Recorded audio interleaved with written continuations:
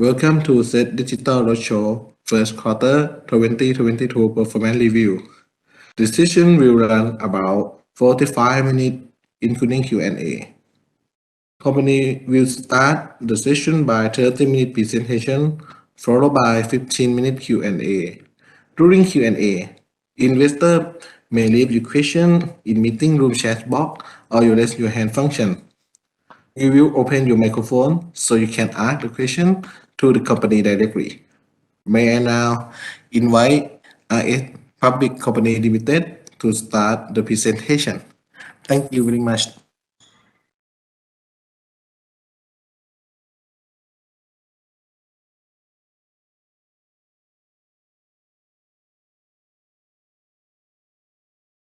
Okay. Thanks for joining Set Digital Roadshow for RS Public Company Limited session. For this session, we will start shortly on the business overview for you who quite new to RS Public Company, and then we'll go through the financial result for the first quarter of 2022. Today, we will have our CFO to go through the transaction of Ched IPO plan that we have announced in the first quarter, and then to update you on the ULive transaction progress. And the last session will be Q&A. For RS Public Company, for you who quite new to our company, we are the leading commerce operator with on air, that is digital TV, radio, and also on the online space, on the digital marketing space. We are using the entertainment model that had been initiated by our founder, Kun Surachai. And currently, our revenue contribution was mainly contributed by the commerce business of around 60% and entertainment business of around 40%. For the commerce business was driven by two key companies, that is Lifestyle. Lifestyle is the product development company that is focused on the health and wellness. Currently, the main contribution was from food supplement. Lifestyle also expanding to the pet product and also functional drink in the previous year. For RS Mall is the distribution channel that focusing on home shopping and also expanding to the online space. For Ched is our associated company that we invest 35% in the previous year. Ched main business is NPL asset management and also expanding to personal finance. ULive is the latest investment that we acquired this business from Unilever Thailand. It is operating direct selling business and will be another key driver for our commerce business in the future. For entertainment business, you could see that we have the most diversified media in our portfolio. We have digital TV channel 8, we have the #1 radio station, Coolism, and also have a portfolio of music from 70s, 90s that it is RS Sound. And the latest investment on the entertainment business was on Ford Apple that we acquired 70%. Ford Apple will be a key driver to provide digital marketing solution as well as the cryptocurrency that we had launched, the Popcoin, in the previous year. RS has been through several disruptions from the music era in 70s, 90s. We transform ourselves into the media owner with Channel 8, TV, and Coolism radio. In the downturn of the media industry, we have transformed our business into the commerce business under entertainment model. By starting by launch the Lifestyle company to develop the product to serve the customer on the media on the media channel, and we also expanding to RS Mall, that is distribution channel, and expand our ecosystem to share for Apple and Ulife in the previous year. With this ecosystem will help us to grow and expand under the S curve to grow our revenue in the future. This is the key fundamental of the entertainment model. We collect the reach from our own entertainment channel, TV, radio, music listener, and also digital channel from Ford Apple. We got over 5 million customer reach per day, and we turn those listeners, those viewership into 1.8 customer for our commerce platform, especially on the RS Mall that mainly selling through the TV shopping. We also expand to the lifestyle and ULife, and this will be a key strength for our commerce to grow in the future. Another key highlight was on the database that we collect from all the ecosystem, RS Mall, Tourism, Radio, Ford Apple, digital media, and ULife, the direct selling business. We use those database to analyze and to develop the new product that is right for those target. This is the key for us to expand the share of wallet in the for those customers. For the shareholding structure, currently Kun Surachai or Chair Chodisak family, the largest shareholder, are holding around 24%. King Power family also holding 10%. Bangkok Bank 5%. The latest shareholder is the founder of Com7 holding 2%. The next part will be on the financial performance of the first quarter. The key highlight for the first quarter, we were seeing a significant recovery on the entertainment business due to the higher revenue from the content licensing, as well as the revenue from digital TV channel 8 that had been rebound. For the commerce business, we still got a pressure from sluggish economy and weakening consumer spending.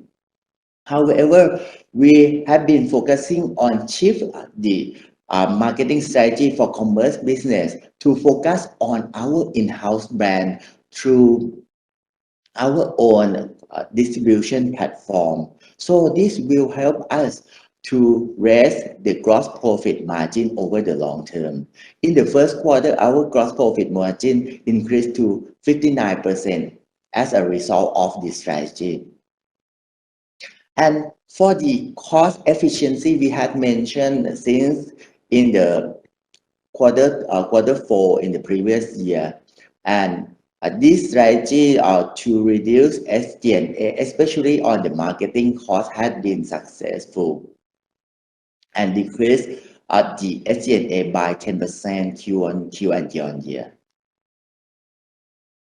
For the bottom line for the first quarter, we were successful to turn the bottom line to be profitable, to be around 55 million baht profit in the first quarter.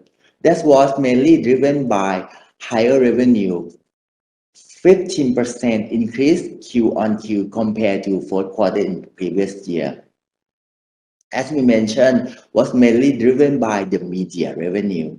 The commerce revenue was pressured by the sluggish economy. The second The second reason was on the lower cost of goods sold, as we had changed the strategy to focus on our in-house product that provide better gross profit margin. The cost of goods sold also decreased around 7%. SG&A decreased 10%, and that's the sum up. The bottom line improved to 55 million baht in the first quarter. Let's go through each business a bit. For the commerce business, still got pressure from weak consumer spending from Omicron, and coupled with the higher living costs. And work from home measure also affecting our telesale team performance. However, since May 2022, our telesale team had been back to its full operation. So we expect that together with easing COVID-19 situation, the second quarter will be a rebound for the commerce performance. You could see that from the marketing strategy shift, that we have been focused on our own in-house product, that is lifestyle brand. The contribution of lifestyle brand increased from 35 to 50% in the first quarter. And with this strategy throughout the year, we expect to increase our in-house brand contribution to be 80% by the end of this year. And this strategy will help us to increase the gross profit margin over the long term. And to increase the revenue, to ramp up the revenue for the rest of the year, we still have a long lineup of new products, a new SKU to be launched, especially the hemp-related product.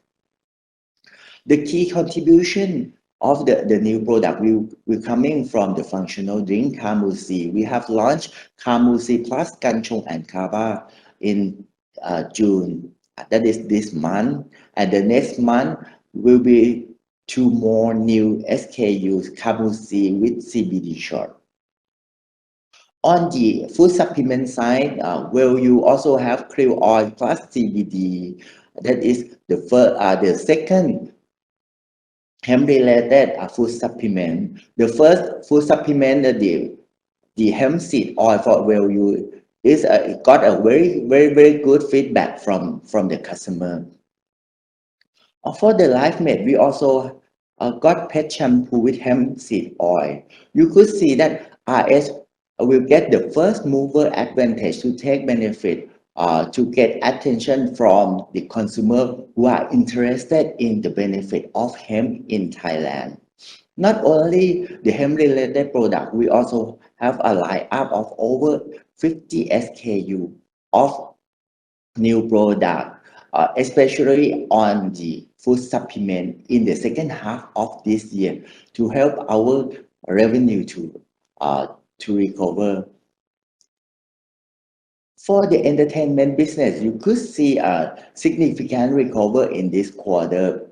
As we mentioned, that was mainly from the content licensing. The revenue for content licensing for this quarter was 100 million compared to 50 million in the previous quarter. There are three key drivers, revenue category for the content licensing to add in the entertainment business and to help the entertainment revenue in the future. The first one is to sell the fresh program, especially for the drama, TV drama on Channel 8 through the OTT platforms such as AS Play, iQIYI, and other OTT platform. This was the key revenue that we can monetize our new drama. The second one, the second revenue was to sell the drama in our inventory overseas to China and also to Southeast Asia. And the third one is to sell to do production for original content for the OTT platform. These three key revenue contribution will help us to grow the entertainment revenue, not only rely on the advertising revenue over the long term. Now for the financial position on the cash side, we spend cash on investment for the deposit of ULife that we invest in the first quarter, and also for international content.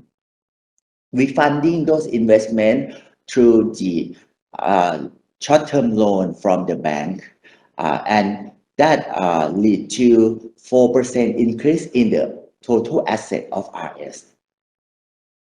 Let's go to see the DE ratio. Our DE ratio remain at the decent rate of 1.75 times. And after the complete transaction of ULife, we expect the ratio to remain under 2.1 times. That is still remain under the covenant of 2.5 times. So the next part will be on the update for Shade IPO timeline that will be presented by our CFO, Kun Witawat. Okay, so thank you for the review of the Q2 performance. Some of you may know that we offer the company Chase Asia. It's one of our investment that we made in 2021. Chase is actually the debt collection service companies, and they also do the NPL bad loans management, portfolio management. So we invest about 920 million baht in Chase, and the plan is to grow their business together and try to create potential synergy among the groups. And Chase is actually on the key milestone for Chase right now is to go listed in Stock Exchange of Thailand in next year. That's the target.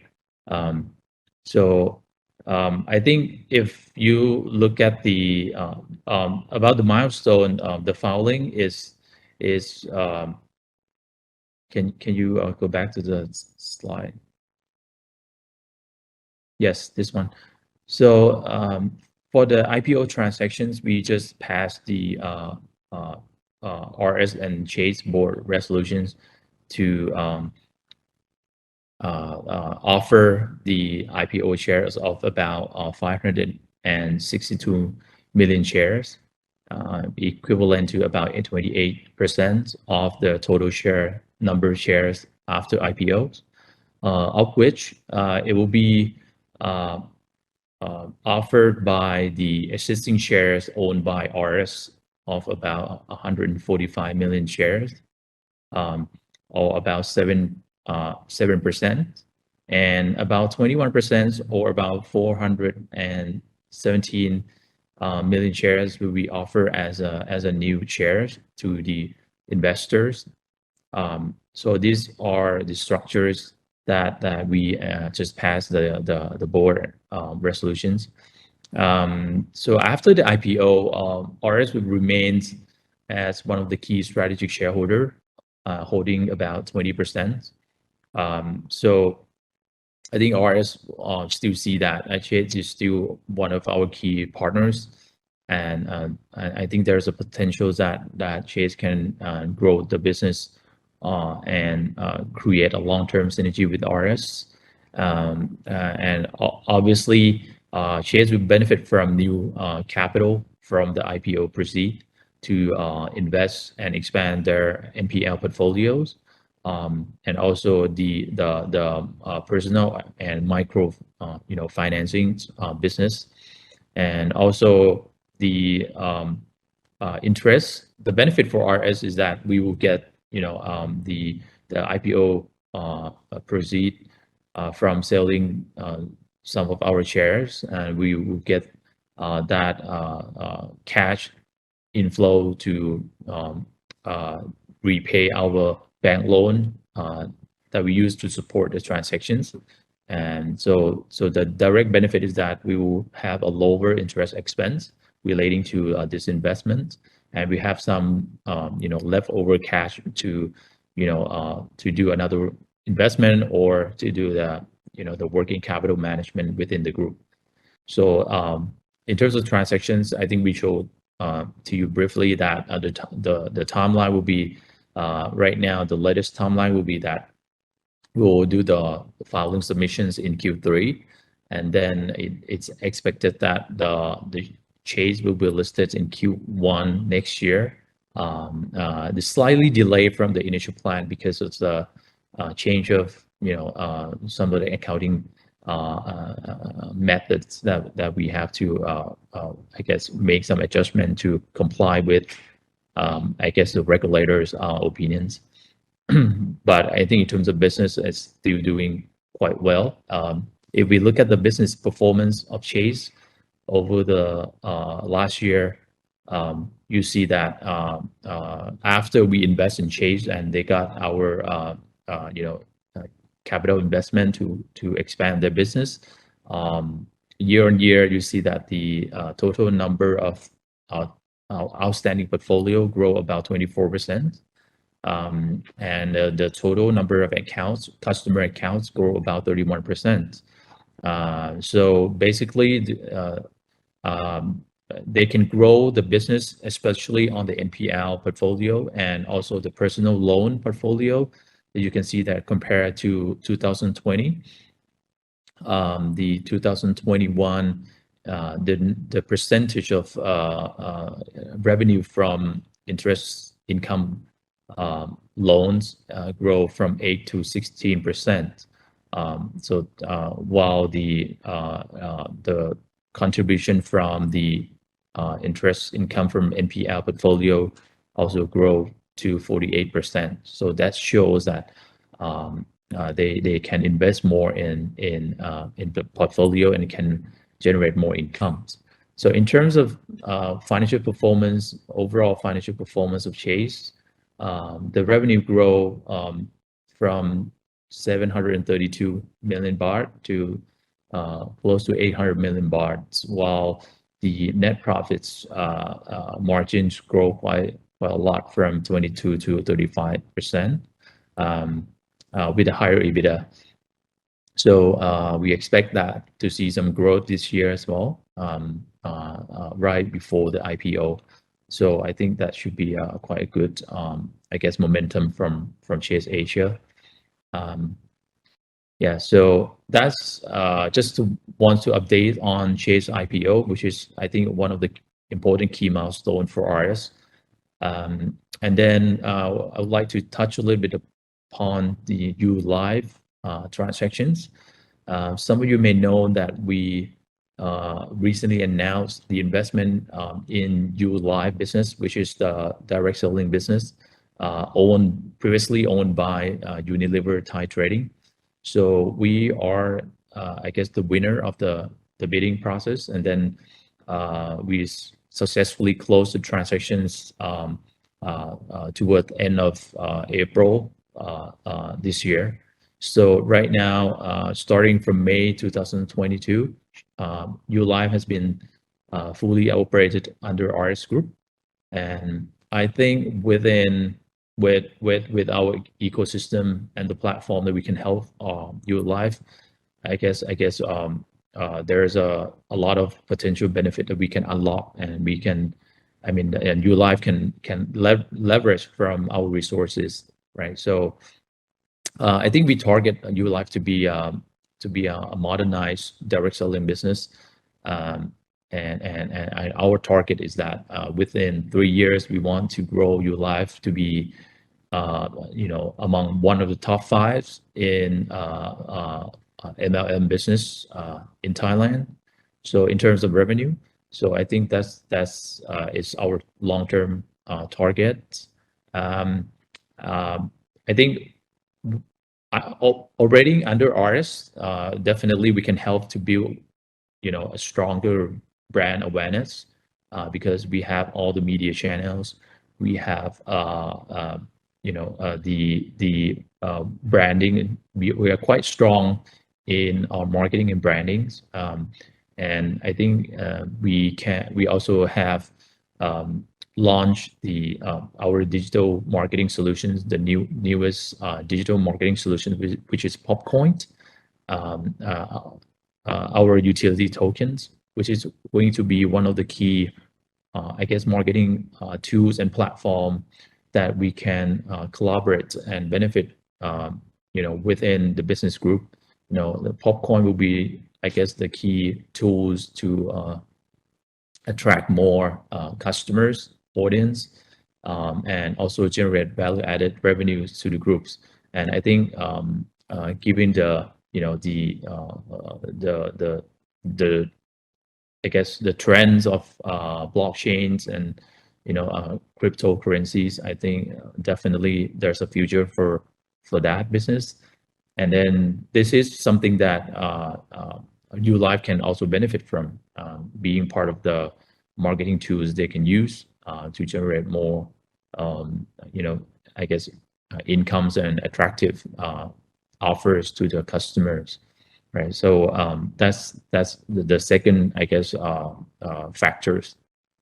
Also, I think one of the plans is that we also want to, revise and improve the commissions and the benefit of the business partners or business agents of ULife to be more attractive and to be, more comply with, the potentials target group to expand the number of business partners. I think right now, people want more flexibilities in terms of timing and in terms of source of incomes. I think what we consider as a new features of commissions adjustment, it should also address,